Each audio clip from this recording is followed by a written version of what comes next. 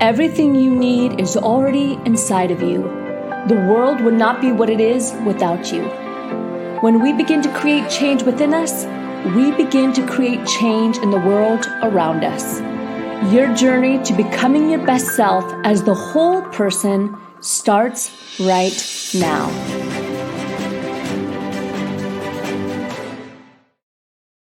Hello and welcome to our podcast. I'm Lauren Sweeney and I'm your host. Today's guest is going to talk about architecture, but not in the way that you think. We're actually going to talk about designing our lives and becoming the leader and the coach that you are meant to be. Scott has helped nearly 20,000 new business owners and nonprofits with his business partner and started and led through a multi-million-dollar business. So he's helped 20,000 of them. That's amazing. And he has extended a growth phase over 10 years of double-digit growth, all before he turned 35.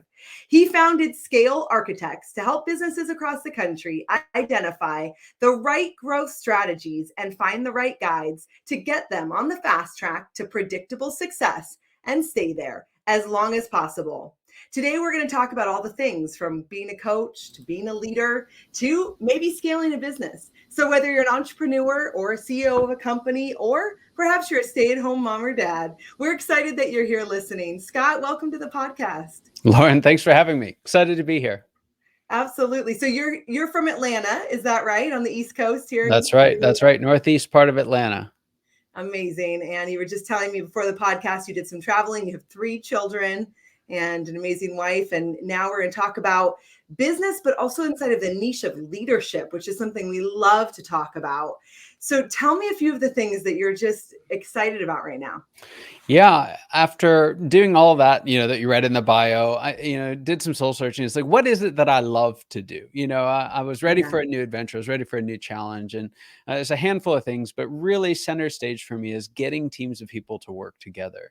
It's something that we've been, trying to do with some degree of success for thousands and thousands of years now. And still to this day, it's confounding many, many groups of people. And there's nothing like being in the room with a group of folks and just seeing the light bulb go off, seeing a team form, not just a group of people, but a team come together. And I live for that. I live for those moments.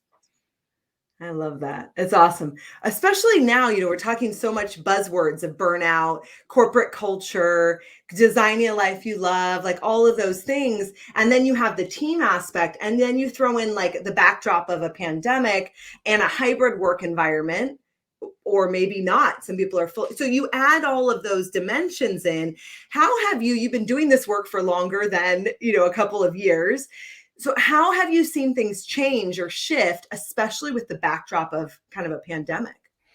Yeah, I think the pandemic more than anything accelerated what was already happening. We were already Mhm. moving to an information age. We were already moving to online delivery. Yeah. A number of companies were experimenting with hybrid work environments or fully remote work environments.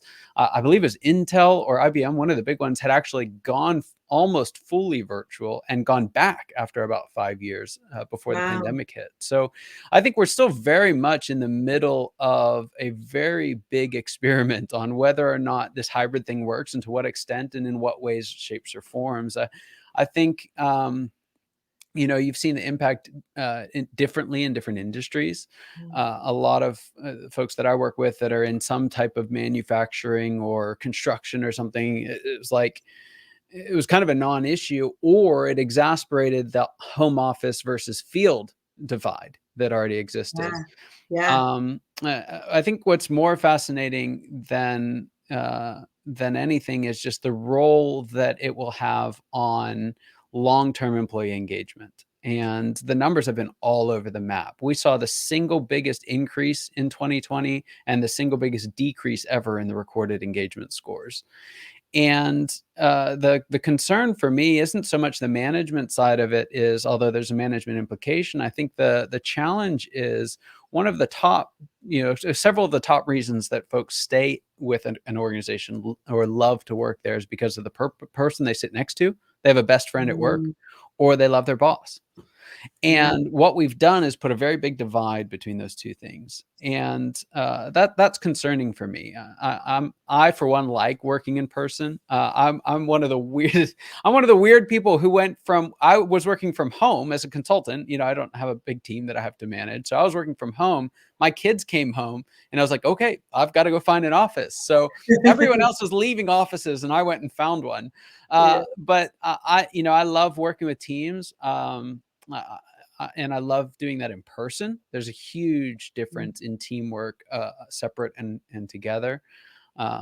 So it'll be interesting. There's also a lot of gains from the ability to just be heads down. I think for a lot of top producers, they went up. For a lot of people who may have been struggling, it can be even harder.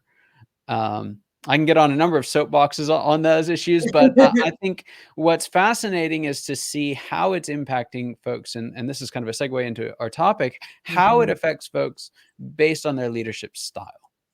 And that was one of the first discrepancies that I saw right out of the gate. Was some folks just went wild, this is awesome. Some folks went, this is great. And then it went terrible. Some people just went straight to terrible. And I think that is where we can see the story behind some of the numbers. You kind of add all of that together and you get this average, but no one person is actually that average. Right. And so I think that's the more fascinating thing. I think what it allows us to do is tailor the work environment around those styles. And I do think you'll see more intentional and deliberate ways of using a hybrid environment for that. I love that. So talk with me. I hear a lot of times people will say, I'm not really a leader. I'm good. And there's nothing wrong with that. It's great that we need people at all levels, people who want to lead, people who don't. But would you say there's some innate leadership qualities? You don't really need a title, whether you're an entrepreneur or you work in a company or you own a giant company or a small. Let's talk about that. And then you mentioned the word coach. Now we can talk about hiring a coach and all of that, which both of you and I both do that. But I'm talking about like actually being a coach inside of the workspace that we're in, right? Yeah, absolutely. On that note, just real quickly, I think the best way to learn something is to teach it. We just did a webinar a couple months ago on how to build a mentoring and coaching program inside your organization. If you want to keep great people around, it's an essential now. It was a nice to have for a lot of organizations, essential for some. I would argue that the number of folks who must have a vibrant mentoring and coaching program inside their organization with their own people is double, if not triple, what it was beforehand. But the great thing about it is everyone benefits from it. Your mentees or your coachees, they benefit from having someone bring them up in the organization. There's all kinds of benefits to that, but even more so the mentors and the coaches, they're the ones who are truly benefiting. If I've looked at any coaching relationship that I have been the coach for someone else, sometimes I feel bad, especially when I'm paid to do it, because it's like, I'm getting so much out of this relationship, and I think we tend to underestimate that, particularly before we step into something like that. But let's talk leadership, because I would say, and this differs from a lot of folks, but I'm of the ilk that leadership is something that all of us can do. And I would say it's something that all of us do at some point throughout the day, virtually every single day, if not every day. And the reason for that is the way that we define leadership at Scale Architects is it is any act, any individual who does something to help any group of two or more move toward their shared goals. Right? That could be anything. That could be getting the ball across the line. It could be the coach on the sideline calling the plays. It could be, the stands there that are making the money machine work. All of that contributes. And what defines leadership is our ability to look and say, what does the group need from me? We have something that we call the enterprise commitment that really embodies it. And it says basically that whenever I'm in a team or group environment, I'll put the interests of the enterprise ahead of my own. That is really the essence of leadership, and no position is necessary for that, right? The only position that's necessary is that you're part of the group, you're part of the team. And if you are, there's something that you can do to help. That can be anything from picking up the phone in reception to making the long-term strategic calls from the C-suite and everywhere in between. So some people make really big differences between leadership and management. And I think in the way that those two words are often used, there is a difference, but I don't see them as a hierarchy. I think just as many organizations struggle from a lack of solid management, if we use that word, as they do from solid leadership. And I think a lot of that comes from the separation of the two, from making one better than the other in either direction. So again, leadership, I think it's something that all of us can do. And because of that, all of us have an innate leadership gifting. That true, like that sweet spot, that flow state, we all have that. And it's absolutely essential for us, for the value of our teams, for the productivity of our teams, that each of us be free to tap into that potential. I love that. Let's take the coaching aspect, us as a leader, us mentoring a team. What about just even ourselves? Let's shift it to maybe even a self coach, since we have entrepreneurs on here as well. And I know you've helped several and help support business owners. What would you say are some good places to start, even asking ourselves, especially as we start this new year? Yeah. There's so many different ways you can go with that. I would say first and foremost, in my life and in the coaching work that I've done, where we start with is identifying what that style is. What is that wiring, right? How does your brain tick? How do you function? What excites you? What fires you up? And what we found is that there's 4 different styles. There's 4 different ways that we show up as leaders. And most of us are a combination of 2 or 3 of those styles. And identifying what that is so important, because once you understand what it is, you can start to play to those strengths, right? If I don't recognize that, what I do naturally, other people they struggle to do that. I'm going to downplay the value of that, right? I'm going to think, oh no, I got to do what everybody else is doing. That's not necessarily the case. And 2, it'll also help us to start to understand what are those default strategies that we're using that are not helpful. Where are those places that instead of owning our leadership style, we're allowing our leadership style to own us? Because it's those blind spots that we will quietly undermine our own success. I love that. So really having first an inventory, and I know you have a quiz we can take to talk about our style. Knowing where we're at and knowing if it's a value, like a value add, or something that really we shouldn't play to. And so it goes back to emotional intelligence too, Yeah, right? Having that absolutely. self-awareness. Talk with me. Let's do that. If somebody wants to find out, how do they find out their style? Where can they go? Yeah, absolutely. So they can go to scalearchitects.com/styles-quiz, scalearchitects.com/styles-quiz. And there, though, it's a 10-minute quiz. It's real short. And basically you just go through and answer a handful of multiple choice questions. And what it does is it produces a report for you that will give you your unique style combination, because everyone's is a little bit different. And, sometimes when we look at, different tools like this, we'll see, okay, there's a style that's a visionary. Well, I'm not quite a visionary. Or there's this other style that's a process. I'm not quite that. What we do here is we give you a score across all 4 parameters. So you can see, okay, of each of those, how much do I naturally show up with? And, based on that, what are the things that I would love to do? What are the challenges that I need to look out for? How am I seen by team members who don't share that same style? And you'll get all of that with that free assessment. Oh, I love that. That's fantastic. So we should definitely check that out. Let's go into a couple of hacks, we could say, for people. So let's say in the new year, a lot of people are thinking of a career shift, a pivot, either becoming better in what they're already doing or starting something new. And I know you've helped a lot of people with that. What advice would you give there?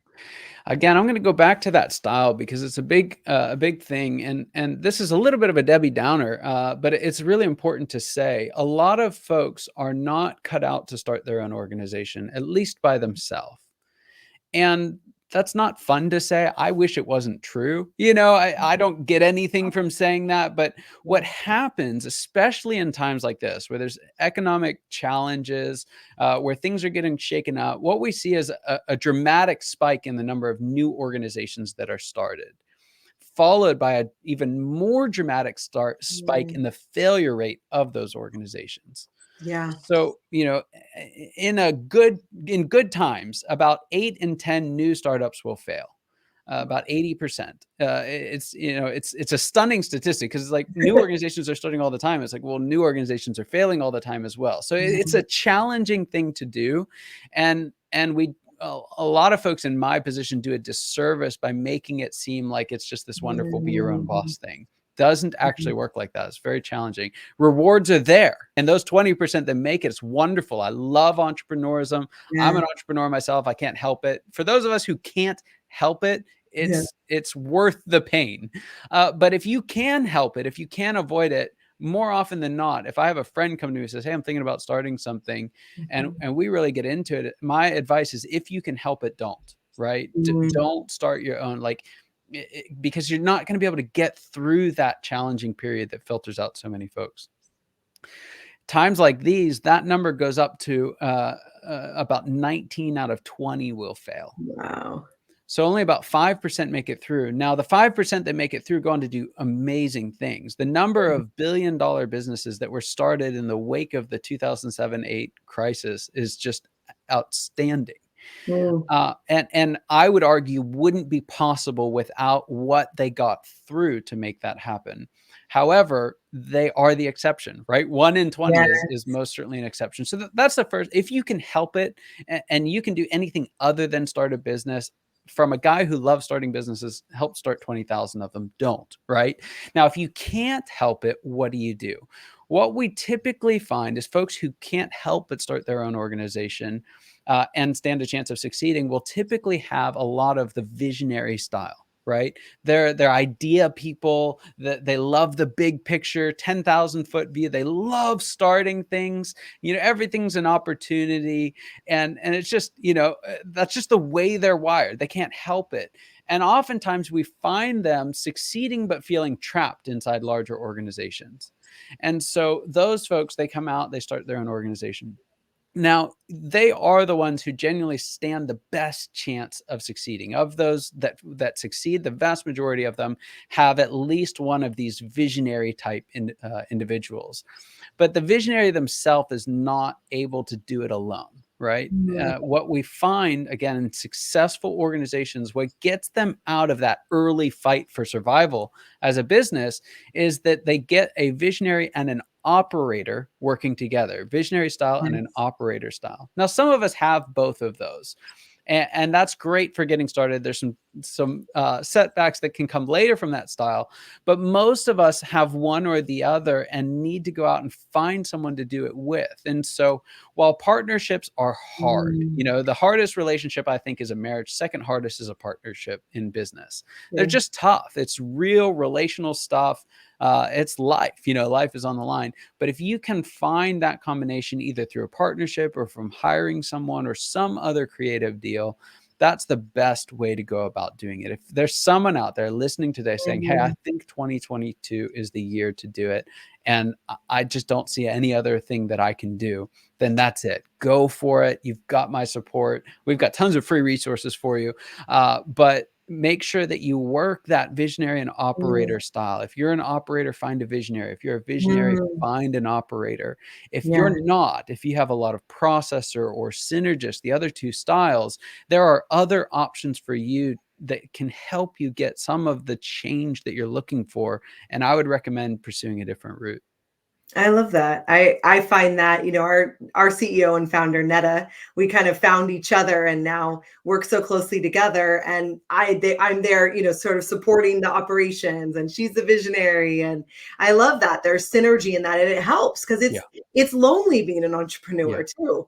And so I love the realistic approach, and maybe it's a great time to be your own best coach and find out, what am I really talented at, and how can that serve me, and what's my resilience muscle going to be like, and my tenacity, because I've been in business for 20 years, and that muscle and building it, I love that. Well, we love to kind of ask a question towards the end. What does rise up for you mean to you, Scott? I think more than anything, it's, it's really becoming the leader that you can be. Mm. and take out, again, you have to take out all the position stuff, right? And all the sense of kind of hierarchy. And like, it doesn't matter how much of a hierarchy or how little of a hierarchy. I don't care about any of that. How can you show up to contribute to the best for your team? That may mean that you're the one taking notes in meetings, right? It may mean that you're the one who's saying no when everyone else is saying yes. It may be that you're the one who's saying, hey, we have to do this when you see something that nobody else does. Whatever that is, you have a unique gifting that most other people do not have.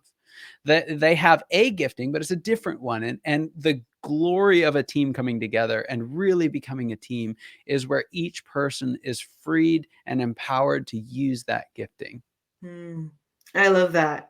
It's a different twist than most people will say, but again, it goes right to your brand, right to the leader, your experience, and everything you've done. So definitely check out his website, scalearchitects.com, and the quiz that we talked about, /styles-quiz. You can find it all there. Well, Scott, thank you for being on the podcast today, and Happy New Year. Absolutely, Lauren. Thank you very much. Oh, fantastic. I love those kinds of deep conversations about leadership and coaching and business and all of it. Well, if you're listening and you need a little pep talk yourself, how about a free confidence kit? You can download it for free on our website, riseupforyou.com/confidence, or text us the word confidence to 949-416-0671. I'm Lauren Sweeney. I'm your host of the Become Your Best podcast and webinar series. We'll see you next time on the podcast.